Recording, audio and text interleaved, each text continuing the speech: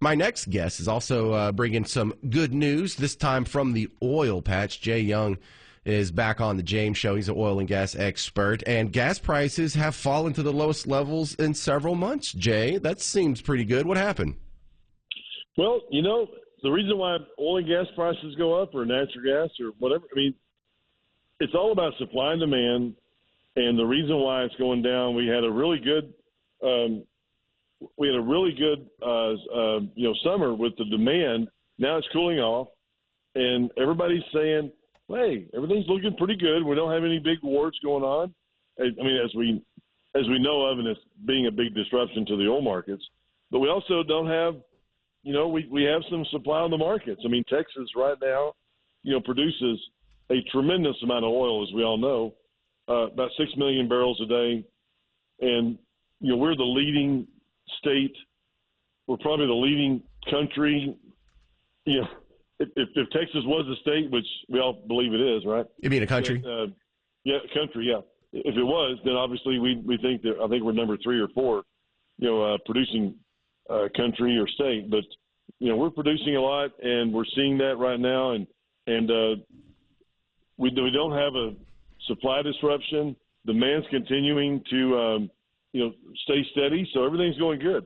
The problem is, and we've seen that in the last couple of days, is that oil prices are up $3 to $4 a barrel. That'll make the prices go up in the future. But right now we're seeing a really good, everybody's good with gasoline.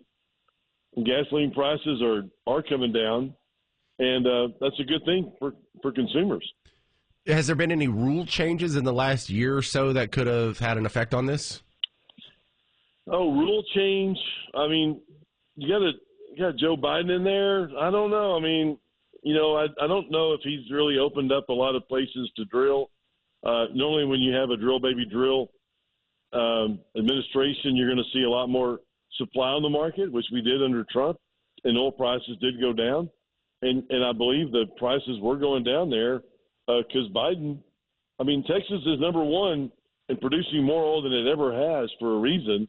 And I believe the reason is because he's staying out of the way of Texas, Oklahoma, and New Mexico. He is staying in other states, but we're seeing a lot of good. The administration is not saying drill baby drill, because I don't think Joe Biden could put those words together. But I do believe that, hey, you know what? We are seeing proactivity for oil. Demand's not going. It's not going away anytime soon. There's a lot of great electric cars on the markets. They're beautiful. They drive nice. They're new. They're nice. But still, demand is going to be here for a long period of time. We've got to continue drilling for oil in the United States, especially Texas. We need to continue doing that, because if we don't, we'll see oil prices and gasoline prices through the roof. Kamala Harris is on the record as being okay with banning fracking. She wants to ban fracking. How does that concern you as a guy who works in the oil patch? Yeah, well, I don't believe she'll come close in Texas, New Mexico, where we are, the majority of our states that we produce. And, yes, you're right. And Biden obviously stroked a pen as soon as he got into office about no pipelines and regulations and everything. So you're right. Same thing. What will happen is if she does come across and she doesn't back financial institutions and public companies drilling for oil and gas, we're going to see prices move up, I believe, because if you can't drill, that's going to do what to supply? It's going to make supplies go down. And if our demand continues to go up, you're going to see prices, go up. And I don't think they can go down as much as what they could during the Trump administration. But I believe that with Harris, I believe you'll see over $100 oil. I think you'll see, and I'm not a politician, so I'm not saying go vote for Trump if you don't want $4 or $5 gas. But I believe with Harris, I believe you will see higher gasoline prices. Well, you're allowed to have an opinion. That's why I'm having you on the show. If go ahead and let the world know what you think. We're asking a guy from the oil point of view. Here's the I don't know. I don't know if this is a concern or a worry or whatnot, but the Keystone Pipeline. Whatever happened to that?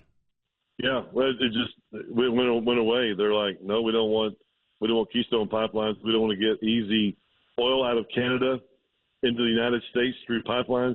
We'd much rather truck it and put the trucks on the highways, tear up the highways, and make them, less. Burn a bunch of oil in the process. If you don't mind, I'd like to go back just a few seconds here, and let's talk about oil and gas and who's happy for oil and gas. If I'm a Texas guy, which I am, and fourth generation, and if I'm a Texas guy and I'm drilling for oil and gas, I'm loving Texas, especially with these higher oil prices. Now, I'm not drilling for natural gas, and that's a different story. And natural gas is $2, and oil's at 75 or whatever. But I'm just saying, I'm happy. I went to lunch with Mark Cuban during one of the elections, and he was voting Democrat because he said Obamacare is the way to go. It is the way to go, and I'm going to vote for, I believe it was Obama in his second term. And he was saying, yeah, because of Obamacare, and I know what I'm getting. And that's kind of like these Texas oil guys, out of one side of their mouth, they're going, hey, you know what? Drill, baby, drill. But then on the other side, they're going, I like high oil prices. When oil goes to $30 or $40, a lot of people are out of a job. You know what? That's an interesting conundrum, right? Thank you, Jay Young, the author of The Upside of Oil and Gas Investing.